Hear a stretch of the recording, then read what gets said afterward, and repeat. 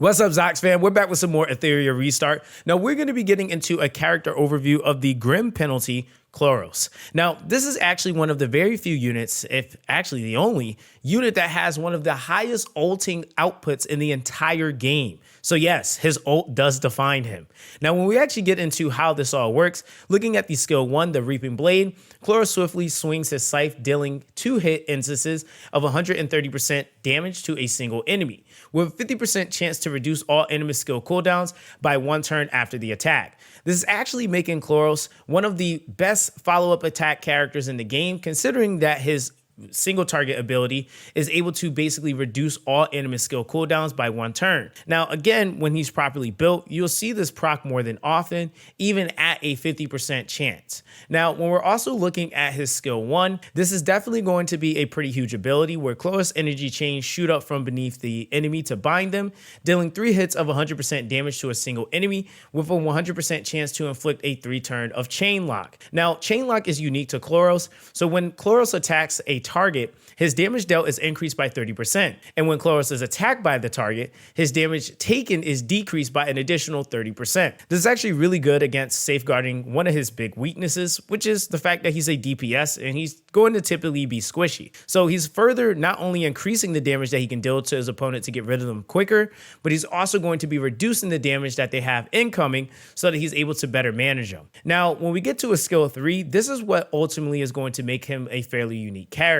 Khloros gathers all his energy for an all-out strike at the target, dealing 390% damage to a single enemy and inflicting Doom Toll. Now, after each cast of Doom's Resurge, this skill's final damage permanently increases by an additional 20%, up to 100%. And if this skill kills the target, they cannot be revived for the rest of battle. And when a unit carrying Doom Toll dies, the effect transfers to the enemy with the highest attack. Now, Doom Toll is going to be after the target takes damage 12 times, Doom Toll is removed, and Khloros immediately casts Doom's Resurge to attack the target. Only one enemy can be inflicted with Doom Toll, and this debuff cannot be purified. Now, the main gimmick to this entire ability is basically if you hit 12 times on any target, and this is, by the way, something that can be enabled by any of his allies. So it does not directly need to be Khloros that's actually the one doing the damage or the hits. Any of his teammates can actually contribute to the hit count, and that thus is going to always make him proc his ultimate, which is the Doom's Resurge. This can get really insane because of the scaling that also comes with this every single time that he uses his ult. So ultimately the goal is to try to utilize this skill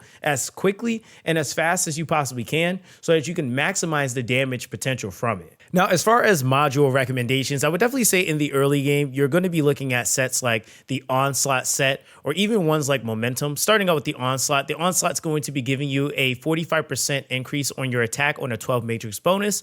And then, of course, considering like compositions and teams that you might be putting Khloros in, you'll consider things like, for example, the Momentum, where this is going to give you a crit rate increase of 12%. And when attacking for each debuff or control effect on the target, damage is increased by 6% up to a maximum of 30%. So this is easily a way for you to be able to scale some of the damage that you're going to be basically trying to deal with Khloros. Now, another one I would also recommend here is also the Bramble set. This is also going to be in conjunction to the fact that he can also reduce some of the damage he intakes, but this is also going to give you the opportunity to hit with your skill 1, so you can also reduce the skill cooldown of your opponents. So this Bramble set on an 8 matrix bonus has a defense increase of 10%, and Animus has a 25% chance to counterattack with a basic attack when hit. Now, of course, with that, you also are going to be able to take advantage of ones like Keen Eye. So it's a crit damage increase of 18%. And the first 3 instances of damage dealt by the Animus during the turn are increased by 25%, 15%, and 5% respectively. You also have the Battle Wheel, which gives you an attack increase of 10%. And after the Animus uses a skill, there's a 20% chance to pursue the main target. And then you also have, once you get into things like Cataclysm, Fairy Edge, which is going to make it to where you gain a additional crit rate increase of 12% and crit damage increase of 20%. Now, as far as some of the main stats and substats that you're going to focus with Khloros, I would definitely say one of the big ones, or some of the big ones, are actually going to be things like, for example, crit damage, crit rate, and attack percent. Those are definitely going to be some of your main go-tos.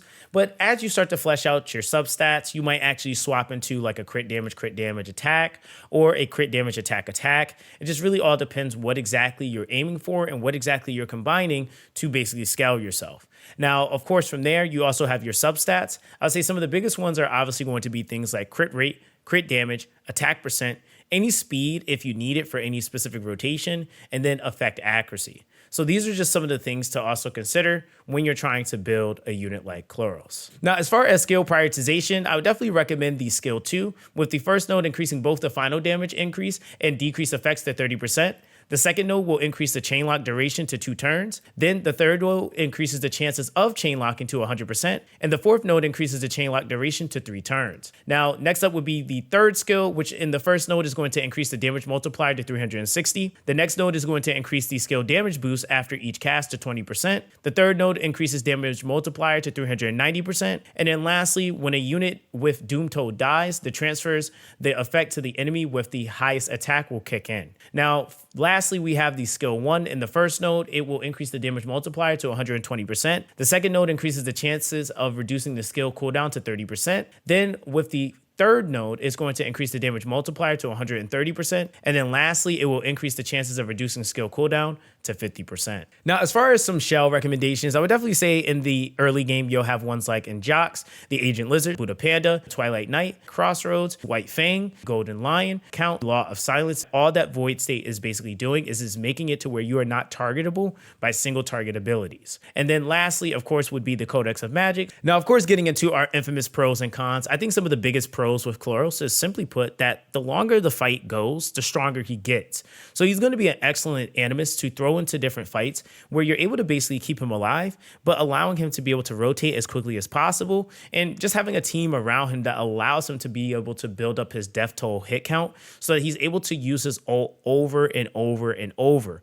And this is definitely one thing that I really feel like separates him from a lot of the other characters, and I would argue even makes him one of the best characters, respectively so, for things like the Union boss fights, which again is a really big source of resources that you're going to be getting as a player. So definitely he has his uses. And I will say also with the fact that he has a skill 1 that allows him to reduce his opponent's skill cooldowns is actually pretty solid, considering the fact that that can be paired up with basically anybody, especially if you're just trying to mitigate maybe a certain ability or just something that a character might be trying to throw at you in a given comp. Now, when we get into our cons, I think some of the biggest things with Khloros is that he needs to honestly take advantage of ramping. And in a lot of scenarios where you're in PvP, he can sometimes run into the issue of not being able to sustain himself or being just able to be alive long enough to be able to ramp against another person in a live PvP scenario. And I would also argue because of that, that can actually make him feel lackluster, especially before he ramps. And so that's going to make him feel lackluster when it comes down to him being able to execute, which basically is going to be preventing characters from being able to be revived. So ultimately, the only way that he can be effective in those scenarios is if he's able to damage imp, and in a lot of scenarios, no one's going to actually let you get your ult off 50 times. That's just not really going to ever happen. Now, with that all being said, that's going to be basically that on the Grim Penalty Khloros. I hope that this was able to give you a little bit more insight on how this Animus works and maybe how you might go about putting them in your composition. But of course, guys, let me know what you guys think in the comment section down below. Don't forget to like and subscribe to the channel for more amazing Etheria Restart content. But that's basically going to be that with this one, guys. Everyone, stay blessed, and I'll catch you guys in the next one.